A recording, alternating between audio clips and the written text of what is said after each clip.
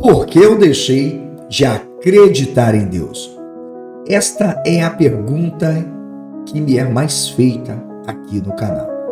E hoje então eu decidi compartilhar um pouco com você que chegou agora no canal ou já está aqui há um bom tempo, mas que deixou o teu comentário nos meus vídeos. Portanto, se você quer saber por que eu deixei de acreditar em Deus, não saia daí, eu volto já para te responder.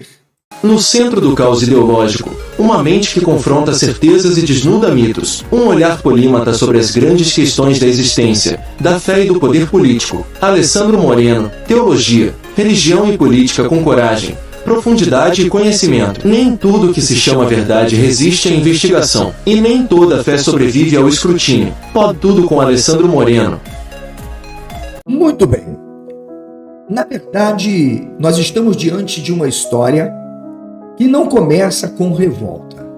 Uma mini biografia dessa minha experiência nesse complexo existencialismo. Na verdade, a minha inquietação, a minha reflexão na busca pela resposta Deus existe, o que é o Deus da Bíblia, o Deus do Alcorão, o Deus de qualquer literatura, sim, ela surgiu com perguntas. Perguntas que por muito tempo ficaram sem respostas. E ainda, claro, de alguma forma estão. E que um dia, na verdade, me levaram a ter que tomar uma decisão. Qual? Deixar de acreditar em Deus.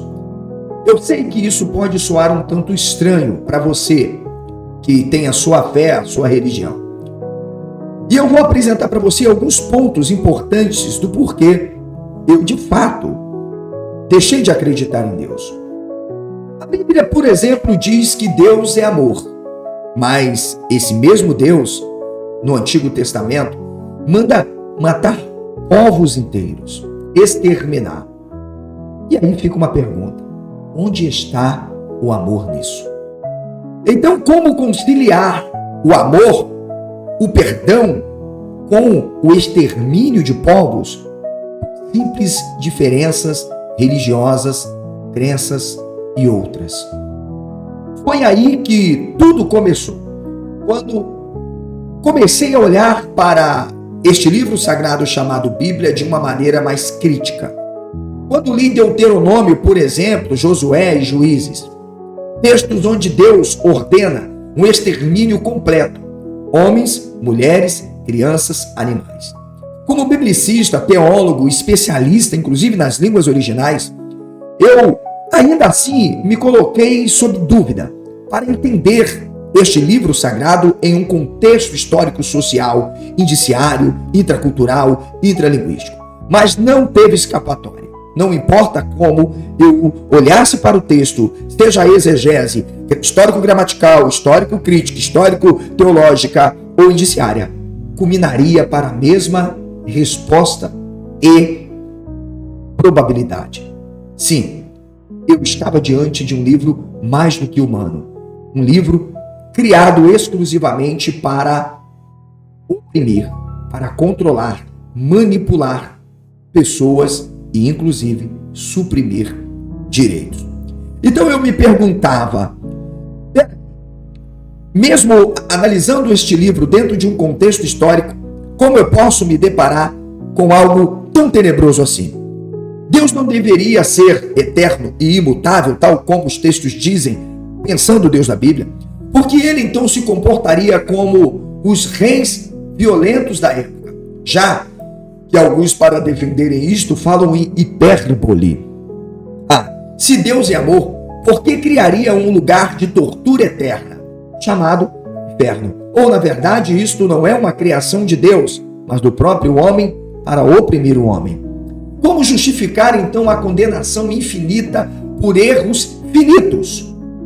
Bem, essa ideia de inferno parece menos divina do que o que você possa imaginar.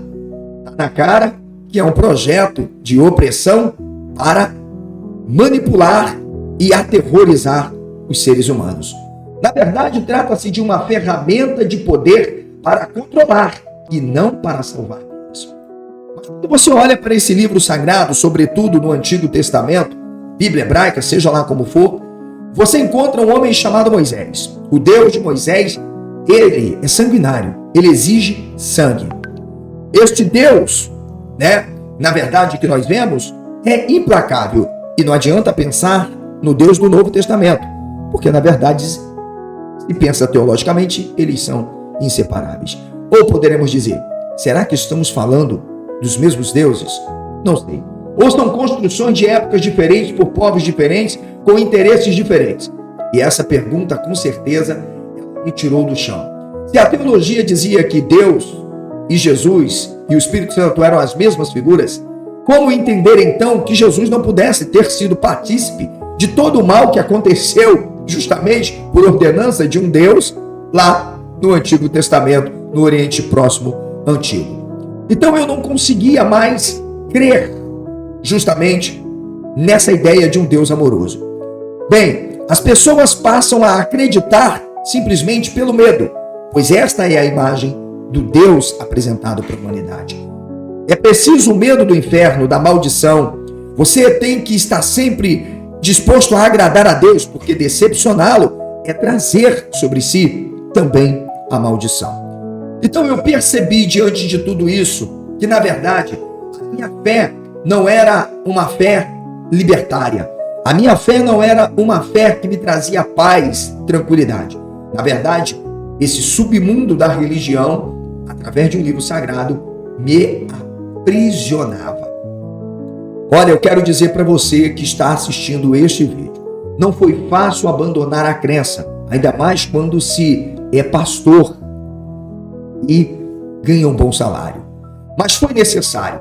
Não foi fácil olhar para os meus filhos depois de eu ter os ensinado os princípios éticos, morais, cristãos, inclusive até mesmo diante de toda a liberdade, concebendo aos meus filhos a ideia da existência de um Deus. A partir da minha capacidade de racionalizar, de pensar o mundo como é, confrontando tudo aquilo que é oferecido por meio da crença diante da própria realidade. Foi a lucidez e a coragem de olhar primeiro para mim mesmo, para o mundo, olhar para o alto e dizer: esse Deus não existe, e não dar mais. Então essa minha história, a mini biografia, eu acredito que este vídeo será um vídeo piloto para você que vem aqui preocupado. Como pode? Um homem que conhece a Bíblia de cabo a rabo, fala as línguas originais, conhece, é teólogo, é escritor, como pode ele ter deixado de acreditar em Deus? Então, primeiro, não foi por frustração, decepção ou qualquer, vamos dizer, insucesso na minha vida. Essa é a minha história. E talvez seja parecida com a tua que chegou aqui no meu canal. Eu não conto isso para destruir a tua fé, não, te tirar da tua religião. Não é isto que eu quero. Eu não conto isso para destruir, de fato, a tua fé.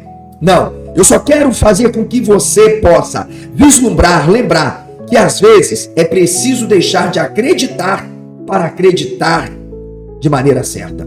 Como diz, como pode um Deus ser ao mesmo tempo amoroso e genocida, compassivo e vingativo, misericordioso e cruel? Bem, a teologia tenta justificar esses antagonismos e paradoxos com uma teologia da soberania predestinista. Olha, um ser invisível e, portanto, ele não deve satisfação a ninguém, ele mata quem quer, salva quem quer, faz o que quer.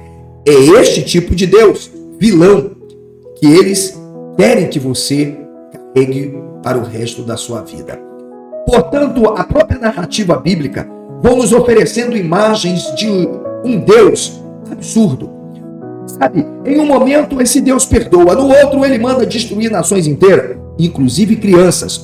Não só as vivas, as nascituras também, aquelas que estão no ventre da mãe. Ele ama o mundo, mas exige sacrifícios. Ele oferece liberdade, mas impõe o temor e a exigência de obediência. Portanto, estas tensões não são meramente detalhes teológicos, como alguns pastores e teólogos tentarão dizer aqui. São, na verdade, rachaduras que colocam em xeque a coerência da fé e a existência deste Deus, não só o da Bíblia, mas aquele que se pressupõe em qualquer religião que se baseia em um livro sagrado. Deus de amor versus Deus da guerra. Ordens de extermínio completo, limpeza étnica. A ideia de inferno e punição eterna. Incoerências entre o próprio Deus de um livro sagrado que escolhe um homem chamado Moisés e um Deus que ora é inseparável e separável, Deus Pai, Filho e Espírito Santo, na pessoa de Jesus. Dois testamentos diametralmente, quase que absurdamente diferentes quanto à ação desse Deus. Portanto, a relação entre a fé e o medo também fazem parte disso. Como então essa reflexão sobre a ideia de Deus, o Deus da Bíblia, o Deus do Corão, o Deus de outros livros sagrados e de qualquer religião e, portanto, presumindo a ideia de um Deus, me levou a abandonar a crença. Um Deus perfeito deveria transcender as práticas bárbaras da época e não ser o instituidor das mesmas. Um evangelho que diz que aquele que crer e for batizado será salvo, mas crer e não crer está condenado. Como pessoas vivendo em épocas tão distintas devem acreditar obrigatoriamente no evangelho sem que elas de fato tivessem visto qualquer coisa e tido a certeza da existência de alguém? Como pode alguém ser condenado por se negar a acreditar em uma história que faz parte de todo um arranjo teológico, político, social, cultural de épocas distintas, de mitos? Este Deus realmente ele é muito amoroso, pois afinal, quem não crer será condenado. Tudo que temos aqui, na verdade, é uma construção humana baseada no medo do que na própria justiça, do que eles chamam divina. O inferno, nesse sentido, se tornou um mecanismo de controle social. Portanto, é hora de você romper. Não há como mais continuar preso nesse cativeiro religioso. Não encontrei respostas coerentes nas doutrinas da Bíblia, na teologia que eu pregava, seja no calvinismo, no arminianismo, fora dele, dentro dele. Não. Também não foi por desavença com os pastores ou recalcado por qualquer forma de comportamento ou de leituras esporádicas de livros de teologia. Talvez o problema não fosse, na verdade, até a minha dúvida, talvez fosse a construção frágil de um Deus moldado por mãos humanas. Portanto, se você gostou deste conteúdo, se você de fato procura por respostas das quais este livro sagrado jamais poderá te dar, ou outro livro sagrado, faça justamente esta reflexão.